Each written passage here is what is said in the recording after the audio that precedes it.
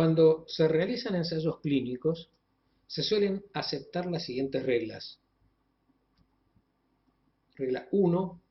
Se debe realizar alguna forma de sorteo que indique a cuál tratamiento debe ser asignado cada paciente que ingresa. A ese procedimiento se lo denomina aleatorización. Regla 2. La condición de asignación por aleatorización es insalvable para mantener la validez del estudio. Nadie debe cambiar el grupo, o sea, la rama, a la que ha sido asignado el caso.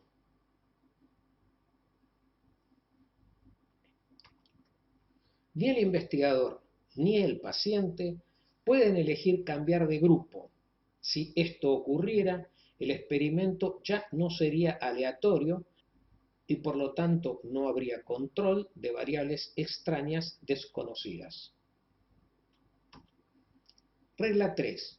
Por un principio ético, los pacientes tienen derecho a decidir sobre lo que quieren hacer durante el transcurso del ensayo clínico.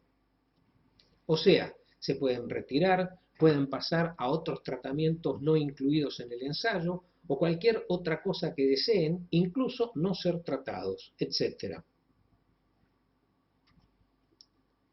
Regla 4. Cuando se da por finalizado el ensayo clínico, se deben comparar estadísticamente los resultados, o sea, los puntos finales, que se produjeron en cada rama.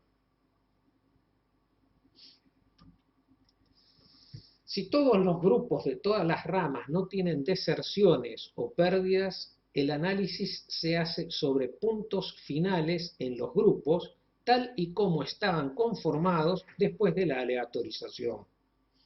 Es decir, tal como habían quedado los grupos después de la aleatorización, están al final y se analizan. Si algunos o todos los grupos han sufrido pérdidas o deserciones, entonces hay que decidir sobre cuáles conjuntos se van a realizar los cálculos estadísticos.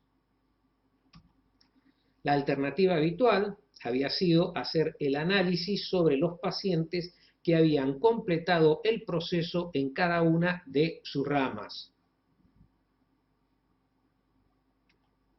De esta manera, los pacientes que no habían seguido el protocolo en su rama se consideraban perdidos a los fines del análisis. Hay otra propuesta metodológica de comparar los puntos finales, pero incluyendo los pacientes perdidos, en la misma rama que les había tocado durante el sorteo. Este procedimiento se denomina análisis por intención de tratar. Aceptar la estrategia intención de tratar tiene dos consecuencias que la invalidan. A.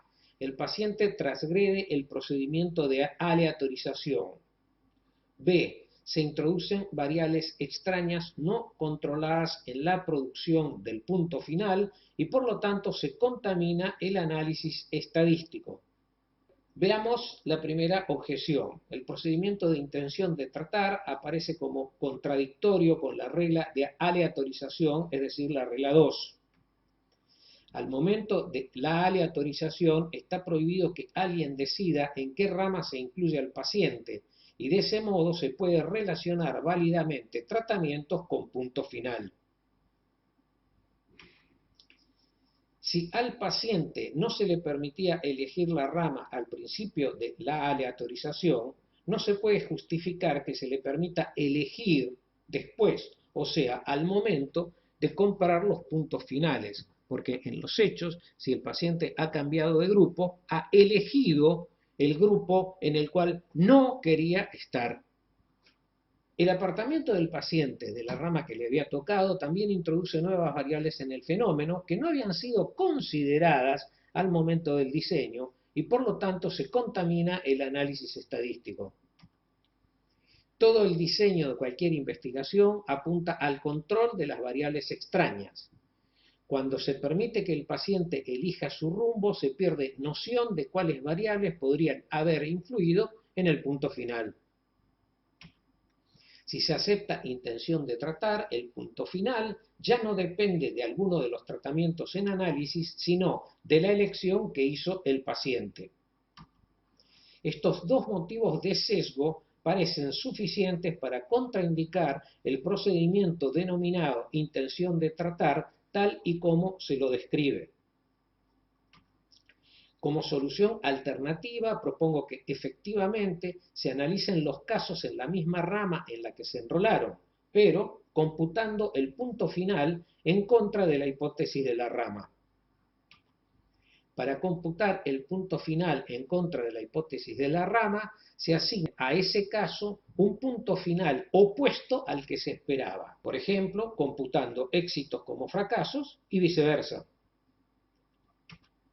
El cómputo contra hipótesis sensibiliza el análisis estadístico y si aparecen diferencias significativas, se podrá tener más confianza en la conclusión.